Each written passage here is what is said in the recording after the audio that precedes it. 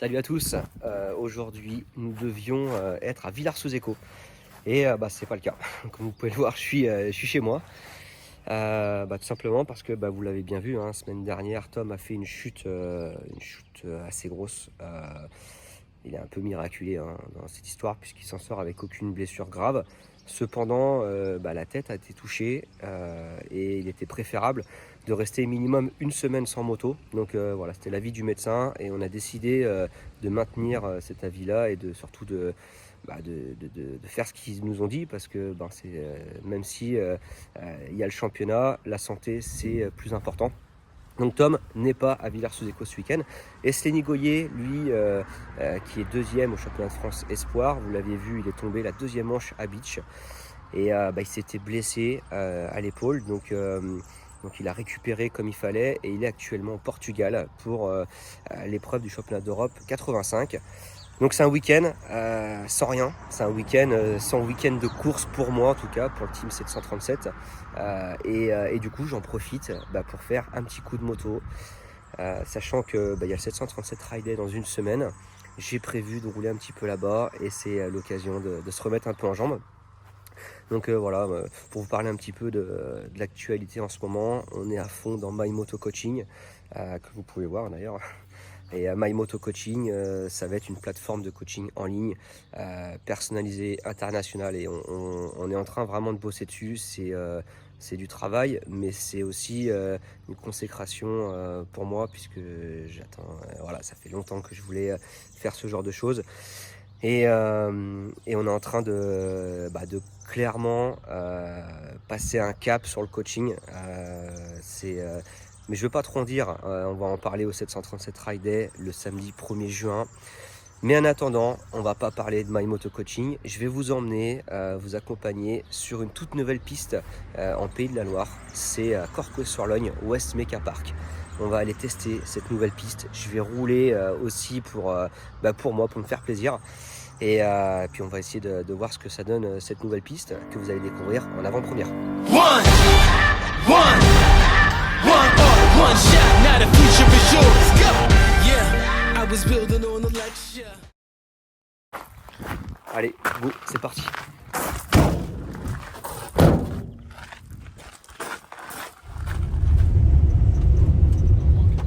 Ah non, à peine arrivé, il y a déjà des pilotes du dimanche qui sont là. Allez. Alex, nom de Dieu, qu'est-ce que t'as fait hier soir? T'as des petits yeux? Non, pas hier soir. Non, hier soir c'était. Sinon, on a fini pote quand même. T'es prêt? T'es au top pour l'ouverture? Dis-nous un peu ta fonction là ici.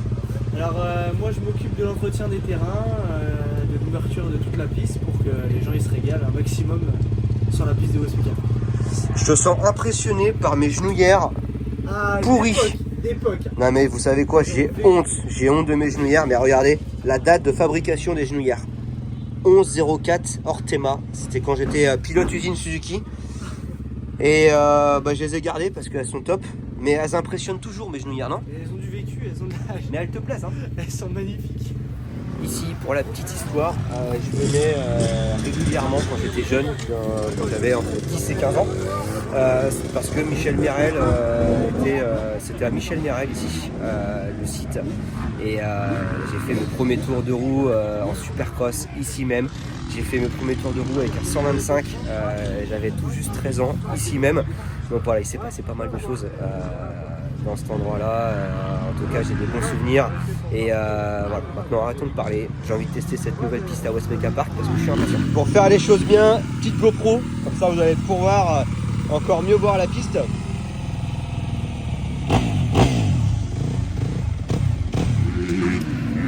À première vue, il y a énormément de monde. Donc il va falloir faire attention un petit peu quand même.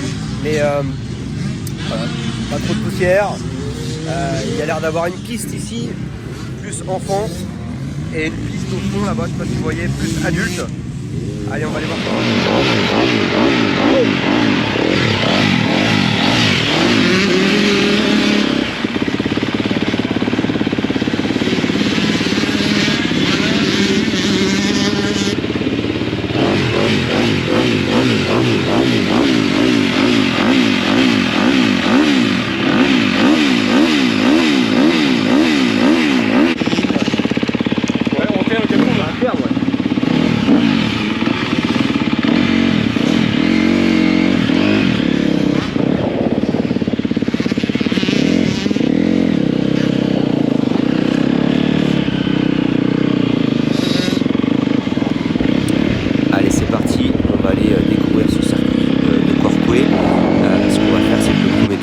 vais vous décrire exactement la piste. Allez, c'est parti, des vagues en virage. On a une belle courbe qui se creuse bien avec une belle ornière. Ça monte légèrement avec un virage assez technique, suivi d'un petit doublement descente et un endroit assez sympa qui devrait normalement doubler avec plusieurs trajectoires possibles. Petite montée serrée, un virage à gauche et là à gauche une grande courbe, de belles ornières se forment comme vous pouvez le voir. Petite table technique avec une courbe et là le plus gros saut du circuit, un gros triple. Il faut mettre quasiment à fond en 250. Virage à gauche, on a une petite table technique avec les plus grandes descentes du circuit qui se défoncent rapidement. Un beau virage à droite, belle ornière, bonne terre comme vous pouvez le voir. Un camel et là une bonne table en montée, suivi d'une chicane assez rapide et un petit enchaînement supercross, double table avec une longue courbe à gauche avant un petit camel assez technique. Ensuite, petit saut en virage avec un double passage comme vous pouvez le voir, une table, une courbe suivie de deux autres tables qui se suivent. Un endroit rapide et assez sympa, d'ailleurs sûrement un de mes endroits préférés du circuit. Là on arrive dans un virage à gauche et une grosse ornière. Belle montée avec un gros camel, ça tape assez fort à la réception, faut pas avoir peur de se mettre le plus loin possible. Un virage à droite et là on a une grande descente rapide. On revient de quelques tours et il s'avère que la piste est très très sympa à rouler. La terre est bien et ça creuse. Moi je sais que j'aime bien quand il y a des ornières, donc plus il y a des ornières plus je me régale. Et là le fait que c'est la première ouverture, je pense que c'est aussi pour ça. La terre elle est profonde en fait, elle est soft, vraiment de profondeur. Donc ça creuse bien comme j'aime quoi. Donc voilà, non c'est sympa, il y a un enchaînement à faire mais on va se raisonner. Hein. Il y a peut-être quelques années je l'aurais fait. Mais il y a un enchaînement sortie de virage avec un triple. Et je pense que ça passe. Mais bon, on va rester calme et on va faire que double aujourd'hui. Mais cette idée c'est vraiment sympa et je vais retourner parce que je me régale donc j'ai encore envie de rouler. Ah oui là tu recules les ornières là tellement tu rentres fort. Tranquille hein. Qu'est-ce qu'il dit Olivier? Tu fais comme si t'as appris. Ouais c'est ce que je fais mais je comprends pas, j'ai perdu 20 secondes comme tu m'as appris. Allez, plus sérieusement, on y retourne. On va essayer de mettre un poil plus de gaz.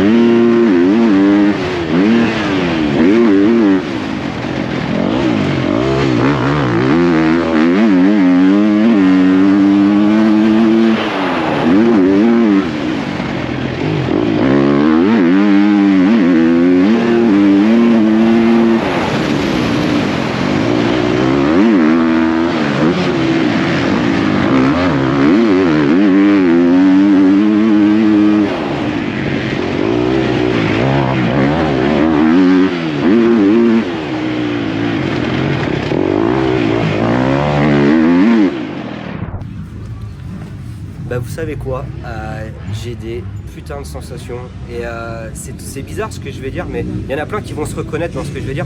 Quand on a une blessure, on roule pas pendant 1 mois, 2 mois, 3 mois ou plus, on a toujours peur de perdre sa vitesse, de perdre son niveau, de perdre sa technique. Mais rassurez-vous, en fait, c'est comme le vélo, ça se perd pas. La preuve en est, moi j'ai roulé là pour My Moto Coaching, on a tourné les vidéos, c'est tout, hein. J'ai vraiment roulé pour les vidéos de coaching. Mais mon vrai entraînement moto de l'année, c'est aujourd'hui. Et franchement, j'ai des sensations comme si j'avais jamais arrêté de rouler. Alors oui, j'ai mal au bras après un tour, mais sur un tour, j'ai ma vitesse, j'ai ma technique et ça se perd pas en fait. Donc voilà, je suis. Alors moi, j'ai plus besoin de me rassurer, mais je suis content de mes sensations.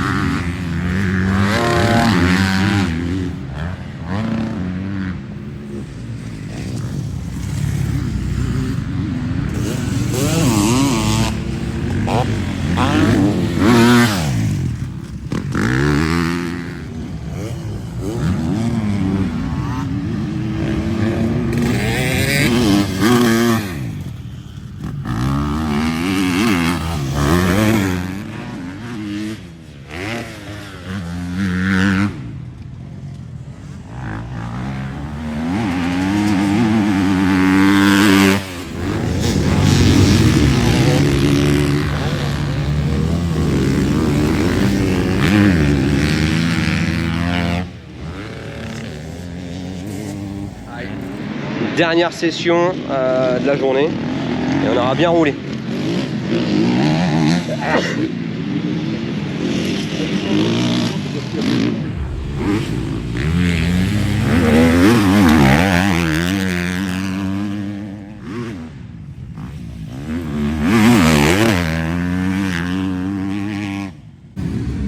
Terminé pour cette journée ici à West Meka Park. Une bonne journée. Qui fait bien plaisir en tout cas. Merci à tous de nous avoir suivis dans cette petite vidéo. Et puis très bientôt, le week-end prochain c'est le 737 Ride Day et il y aura évidemment une vidéo YouTube. Ciao.